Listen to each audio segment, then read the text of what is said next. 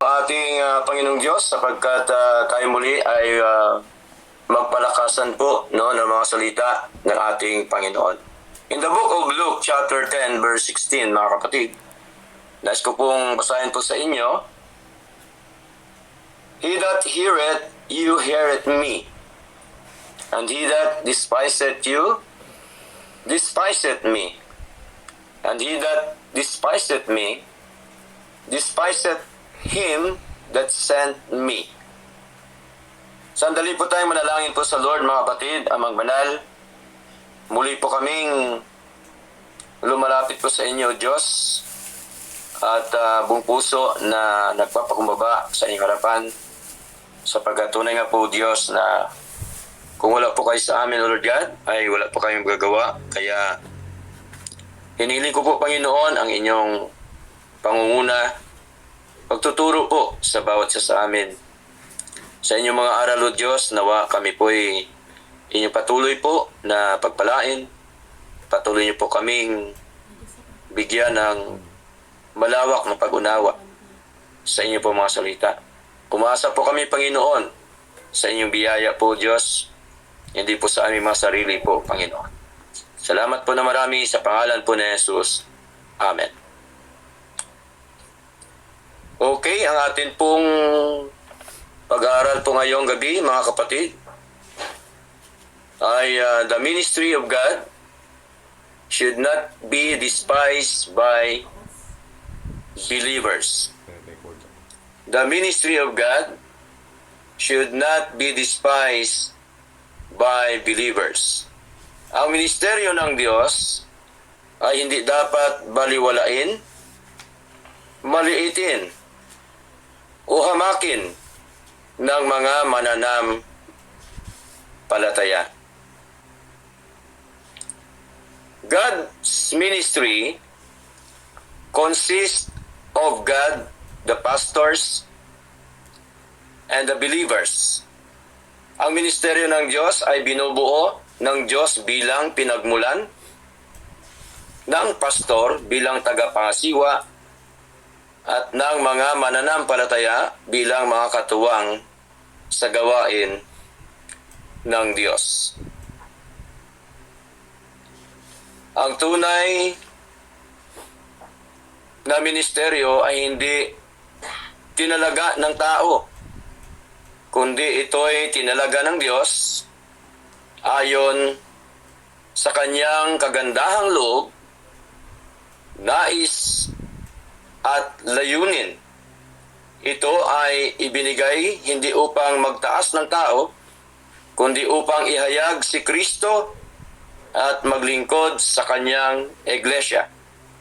Kaya't ang mga mananampalataya ay pinalalahanan ng banal na kasulatan na ang ministeryo ng Diyos ay hindi dapat hamakin, maliitin o baliwalain, sapagkat ito ay bahagi ng kaayusan na itinatag ng Diyos mismo, na bagamat ang kaligtasan ay gawa ng Diyos ayon sa banal na kasulatan, ginamit niya ang ministeryo bilang sisidlan ng katotohanan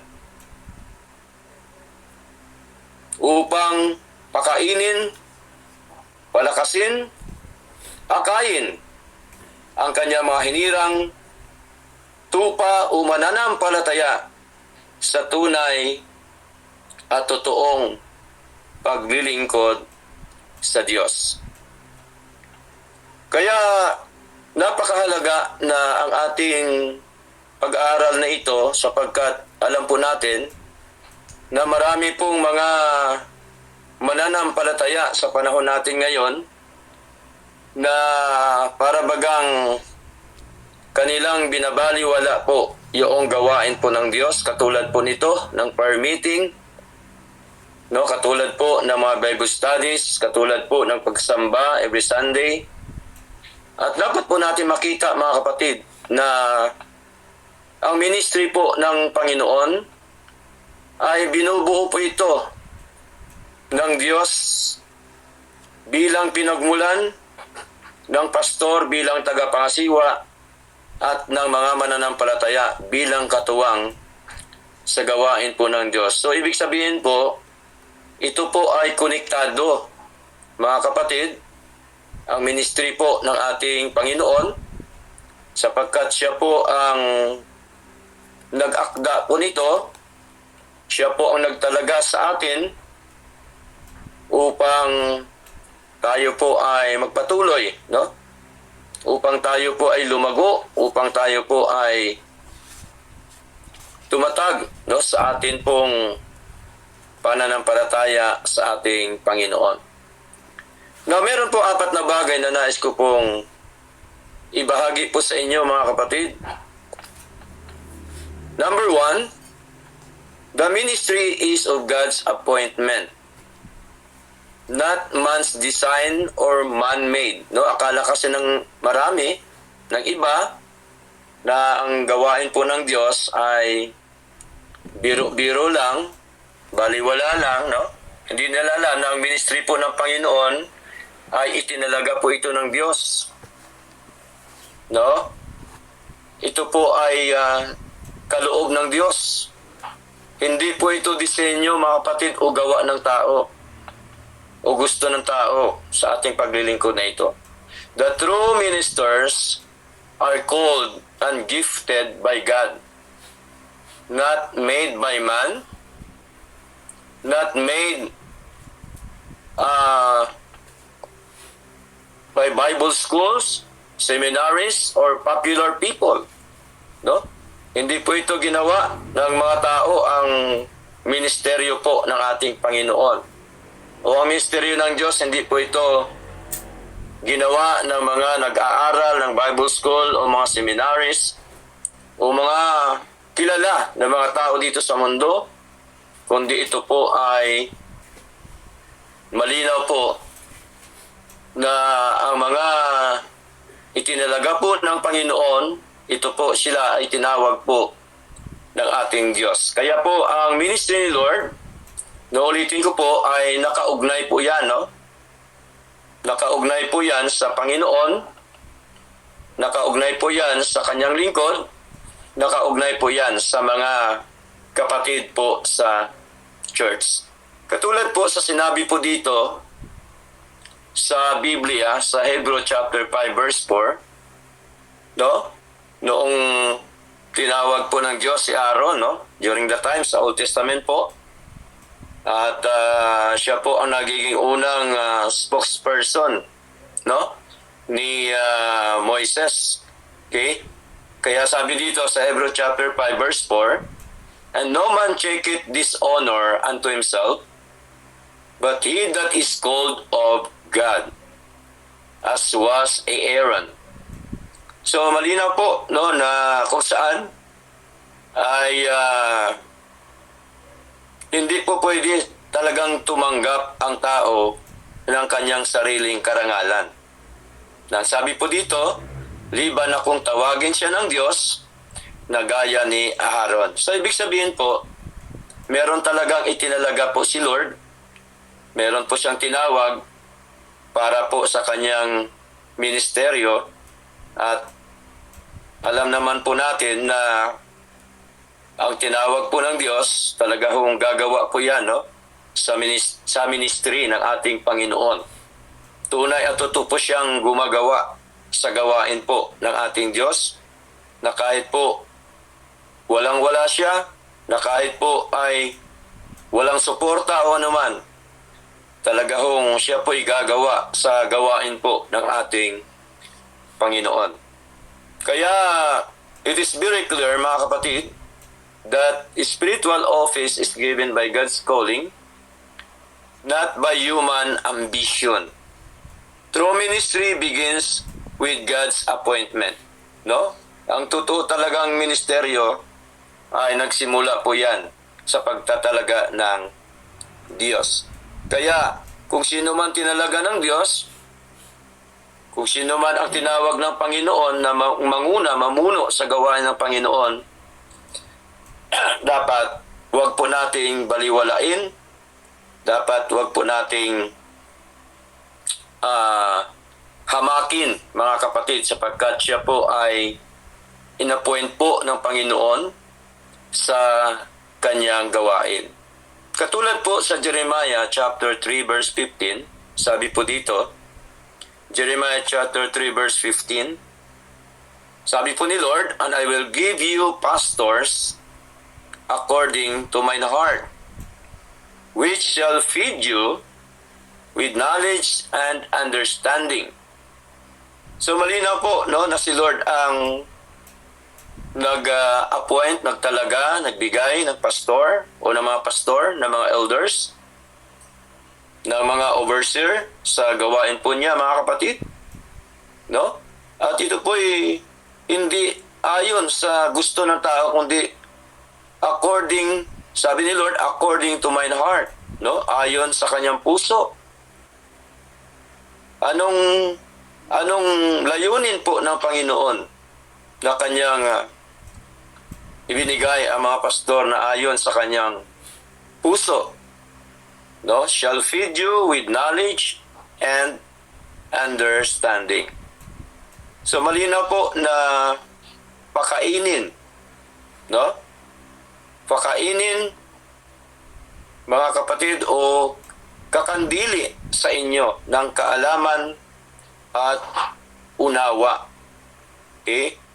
So, mahalaga yung kaalaman at kaunawaan po ng mga salita ng Diyos.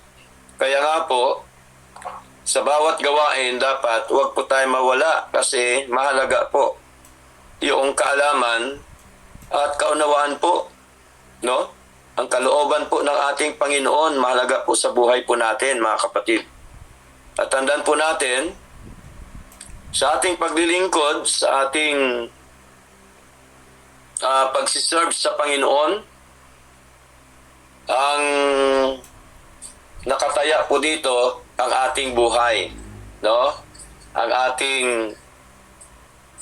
kaluluwa ang nakataya po dito, mga kapatid. Kaya mahalaga na kahit man sino ang gagamitin man yan ng ating Panginoon, dapat ay huwag nating baliwalain, no? Dapat nandun po tayo sa gawain po ng ating Panginoon sapagkat napakahalaga ng gawain po ng Diyos, mga minamahal. Okay? Now, malinaw po that God provides pastors who are called by Him, whose heart reflects His, and who faithfully feed His people with spiritual knowledge and understanding. So, si Lord po ang siyang nagbigay, nagprovide, nagtalaga sa kanyang tao upang mamuno, manguna sa kanyang gawain. Kaya po, nakaugnay pa rin po yan. Hindi pwedeng ihiwalay po yan. No? Ang lingkod ng Diyos at saka yung tumawag na walang iba kundi ating Diyos at of course yung mga dinala ni Lord, no, sa kanyang church, kasama po yan, mga kasama sa gawain po of course ng ating Panginoon. Ano pa po ang sabi dito ni Pablo sa 1 Corinthians chapter 1 verse 26 up to verse 27? Sino-sino po ba ang mga tinawag? Yun kaya ang mga matatalinong tao? Yun kaya yung mga makapangyarihang tao o makilala na tao? Sabi po dito, "For ye see your calling, brethren, how that not many wise men after the flesh, not many mighty, not many noble, so are called." So dito makita po natin na ang pagtawag po ng Diyos hindi dahil sa marunong ang isang tao, hindi dahil sa kapangyarihan, may kapangyarihan siya, hindi dahil sa kilalang tao o mahal na tao. Hindi ho yun ang batayan po ng ating Panginoon. Kundi ang batayan po niya ay kung sino ho ang gusto niyang tawagin, sino ho ang gusto niyang dalhin at ilagay doon sa kanyang mga kawan, mga kapatid. Doon po sa church, mga minamahal. Kaya ano pa po sabi sa verse 27? But God had chosen the foolish things of the world to confound the wise. And God had chosen the weak things of the world to confound the things which are mighty. So dito makita ho natin, malinaw po yung sinasabi po ni Pablo na hindi po pinili ng Diyos yung kamangmangan ng sanlibutan. No? Kaya pinili ng Diyos ang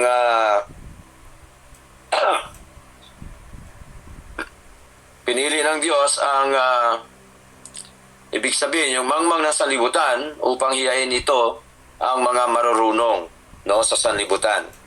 At pinili ng Diyos ang mga bagay na mahina ng sanlibutan upang hiyain niya ang mga bagay na malalakas. So, ibig sabihin po ay yung kanyang tinawag, yung kanyang inilagay, mga kapatid, ay hindi po yun dahil sa nakita po, hindi dahil po sa kanyang kapasidad, no? Hindi dahil sa kanyang sitwasyon o kalagayan, hindi dahil sa kanyang kayamanan o kapangyarihan, kundi pinili ng Diyos ang mahihina ng sanlibutan upang hiyain niya ang mga bagay na malalakas sa sanlibutan. God's calling is not based on human status. Not many wise, not many mighty, not many noble, sabi po ni Pablo. God does not choose people based on education, social rank, power, wealth, influence. No, hindi po siya bumabase po doon, mga kapatid.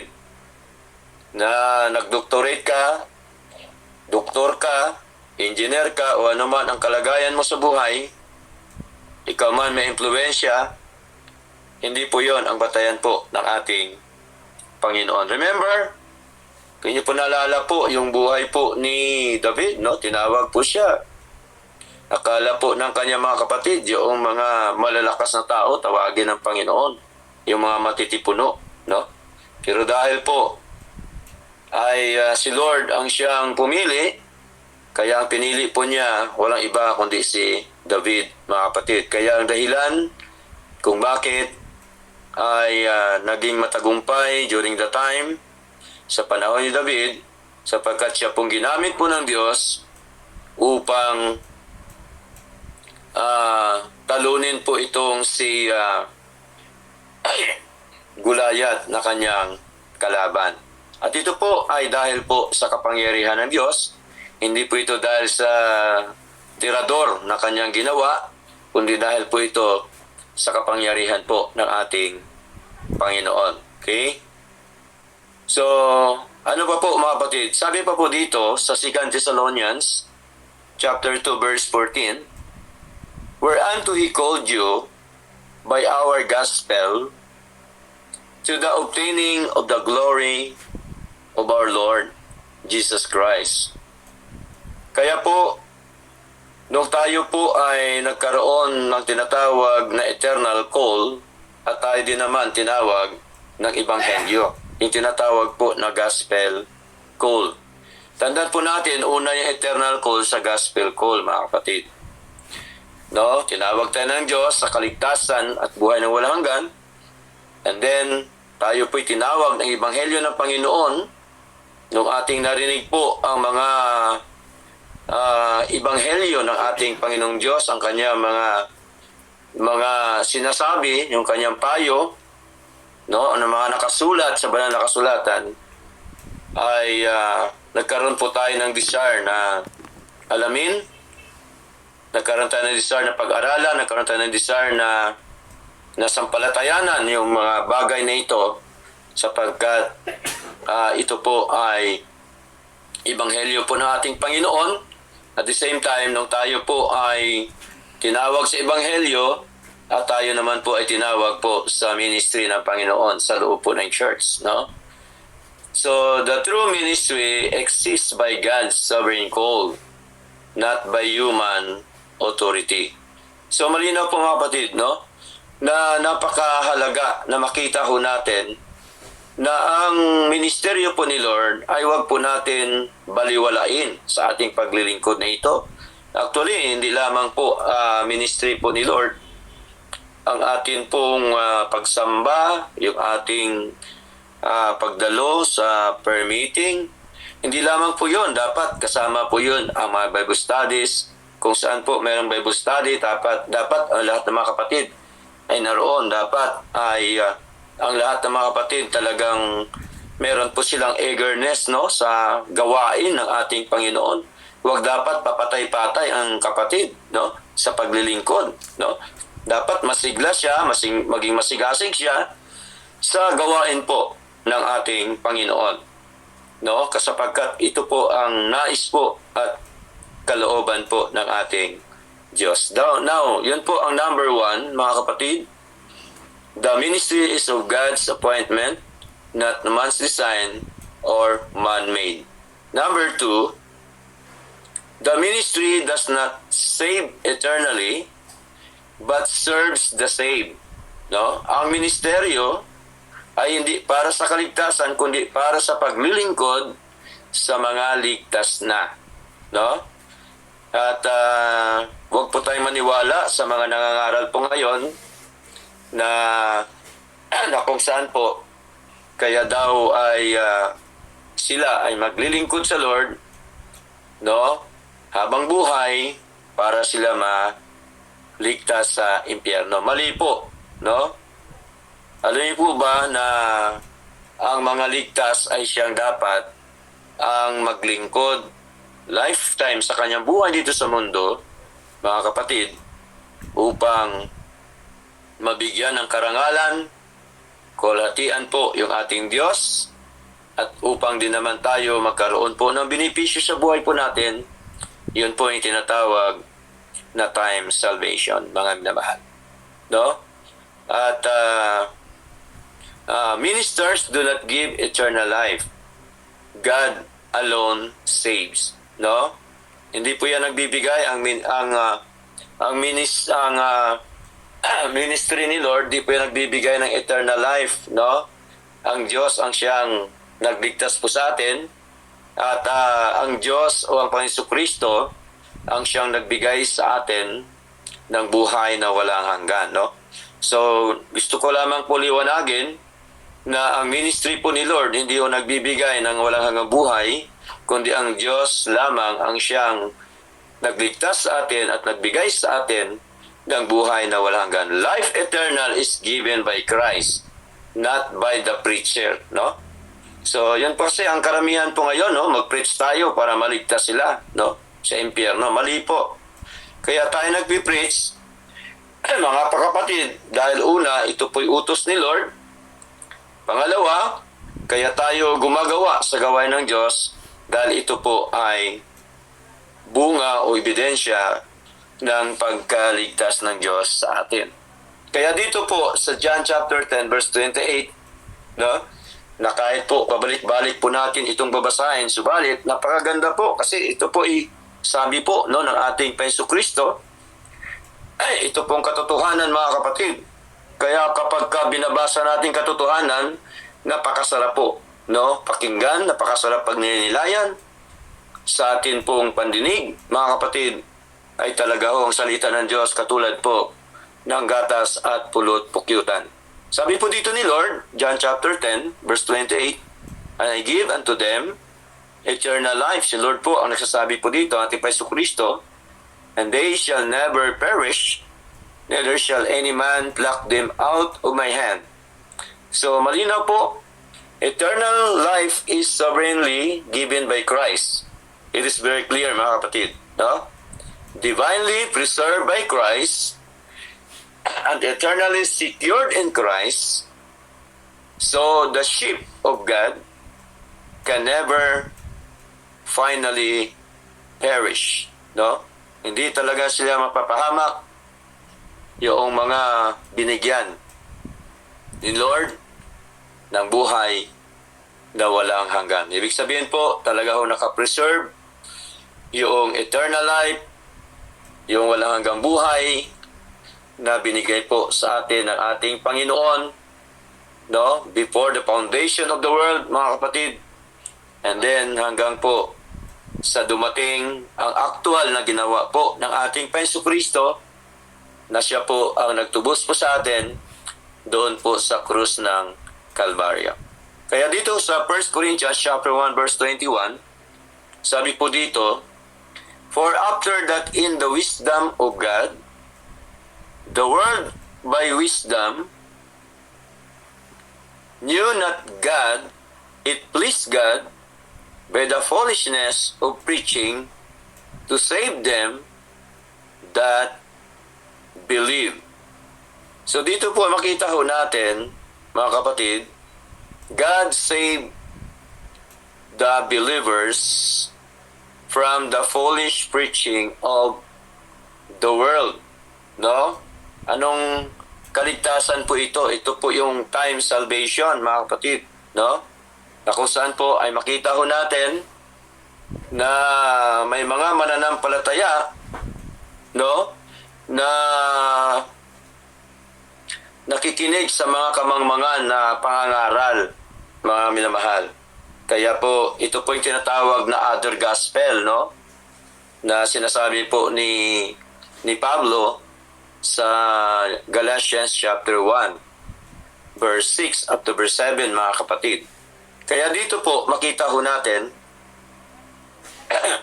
na dahil po sa karunungan po ng Diyos, dahil po sa kapangyarihan ng Diyos, tayo po ay iniligtas doon sa mga maling pangangaral ng mga mangangaral, unang sanlibutang ito na atin pong ginagalawan po ngayon. Kaya po, salamat po sa Lord, no? Dahil tayo ay dati ay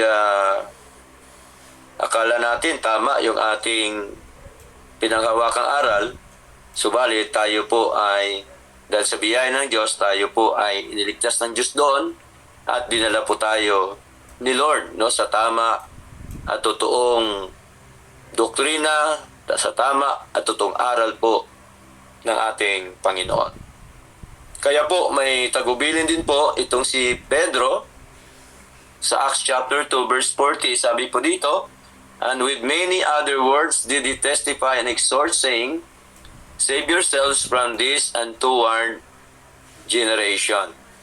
So, kailangan po tayo maligtas sa mga likong lahi, likong gawain, sa mga maling pamumuhay, no? Sa mga bisyo at kasalanan. Kailangan tayo maligtas, mga kapatid, no? At ito po yung time salvation o temporal salvation na dapat po natin makita sa ating paglilingkod na ito. Preaching is instrumental for gospel knowledge, not the cause of eternal life. So yun po ang purpose, yun po ang pangangaral ng Ebanghelyo ng Lord, ay ginawa niyang instrumento, no, para magkaroon tayo ng kaunawaan, ng kaalaman ng kanyang mga salita. At ito po, pinakita po niya sa atin, tinuro niya sa atin kung paano tayo niya iniligtas, kung paano po niya tayo pinagpapala, kung paano po niya tayo pinalago, no, sa ating paglilingkod na ito, kung paano tayo dinala sa tama at totoong paglilingkod. Yun pong number 2, the ministry does not save eternally, but serves the saved. Number 3, to despise the ministry is to despise God's order. Ang pagtatwa sa ministeryo ay pagtatwa sa gusto o nais ng Diyos. Kaya ho, mahalaga ang ministeryo po ni Lord. Mahalaga ang gawain po ng Panginoon. Huwag natin dapat maliitin, no?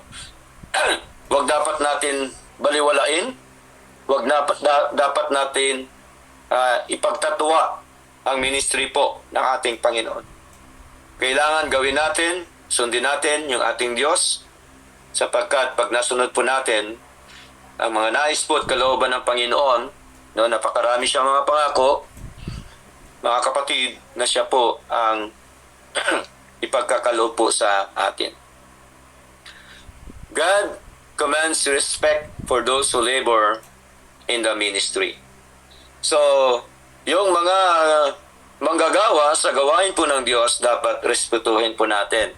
Kahit sino man yan, sino man ilagay ni Lord po dyan, no? Respetuhin dapat natin, no? Okay? Kaya nga, binabanggit dito sa 1 Timothy chapter 5 verse 16 up to verse 17, ito po yung tinatawag po na double honor, no? Pagrespeto po.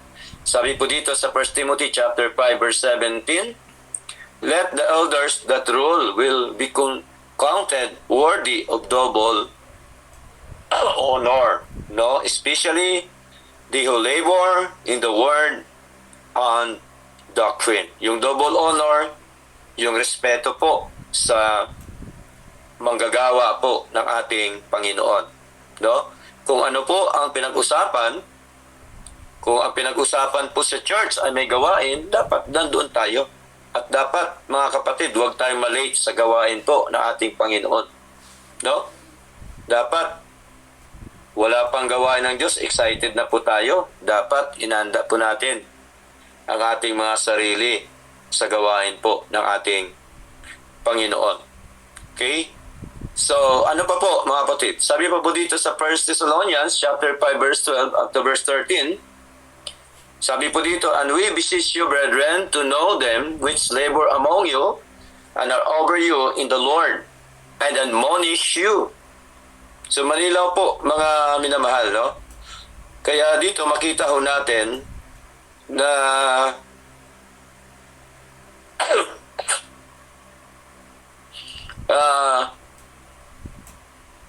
sa sinasabi po ni Pablo, mga kapatid, sa loob ng church, na dapat po natin kilalanin po yung mga nagpapagal sa atin at namumuno sa atin sa Panginoon at nagpapaalaala sa atin. So, napaka-importante po yung mga bagay na ito.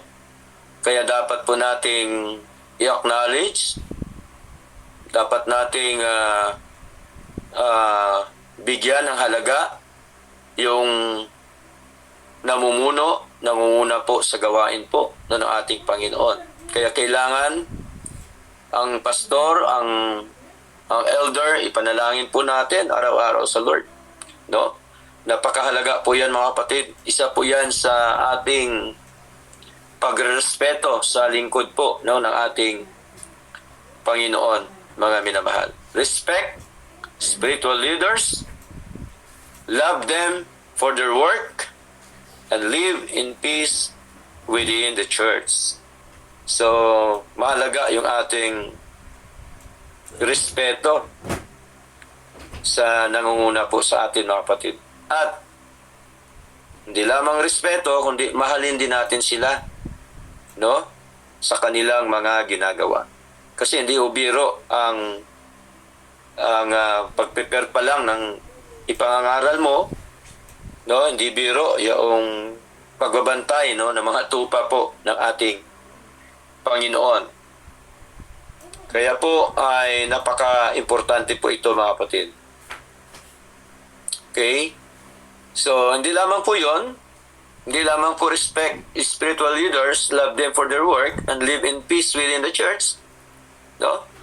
Kundi, ito po ay dapat makita din po natin na dahil sa order po ng Panginoon, because of the order of God, produces unity and blessing.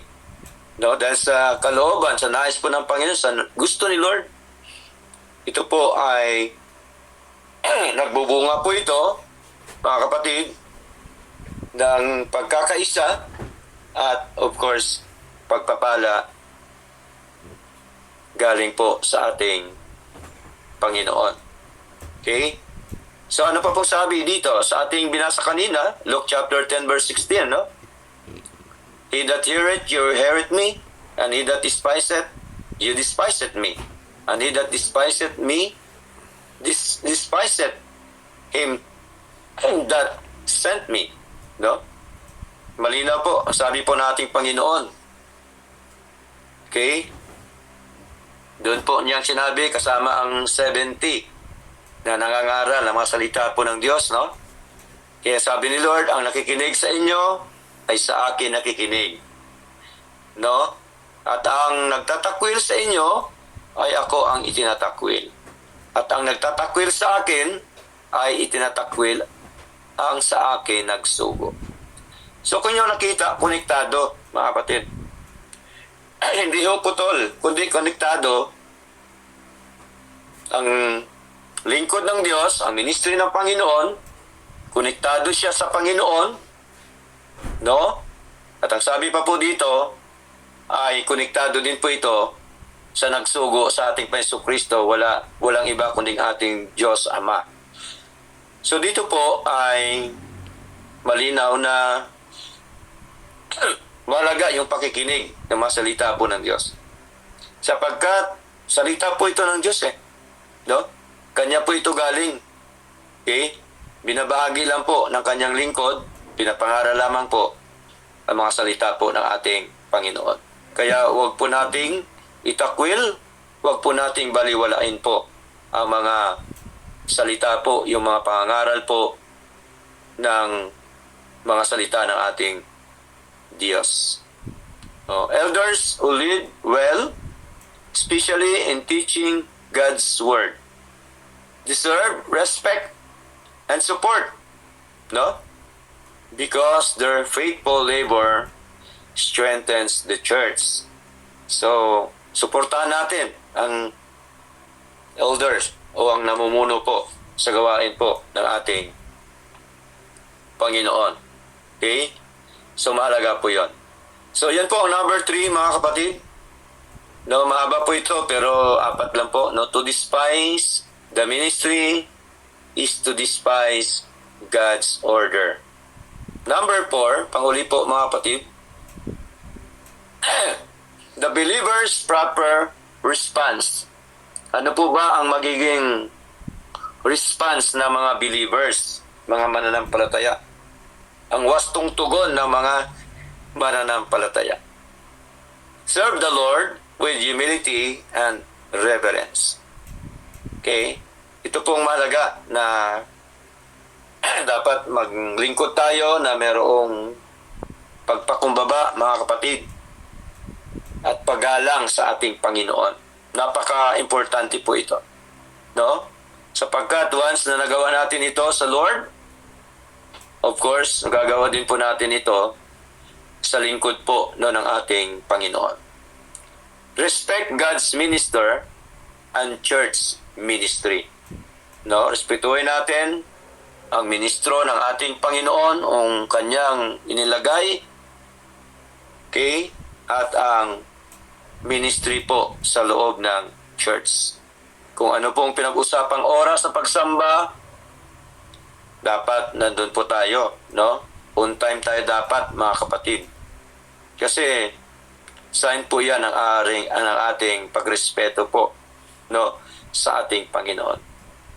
Serve God and His people according to His calling, gifts, and grace. Ministry is not about status, but faithful service to God. No, napakahalaga na maging tapat tayo sa paglilingkod sa ating Diyos. No? Hindi dahil sa anumang sitwasyon, anumang kalagayan ng isang church o isang ministry, kundi mahalaga yung ating katapatan sa atin pong paglilingkod sa ating Panginoon. No? Kaya po, tinuro sa atin ni Pablo na ating i-present ang ating mga katawan. No? Okay? Romans chapter 12 verse 1, anong sabi po ni Paul? I beseech you therefore, brethren, by the mercies of God, that you present your bodies a living sacrifice, holy and acceptable unto God.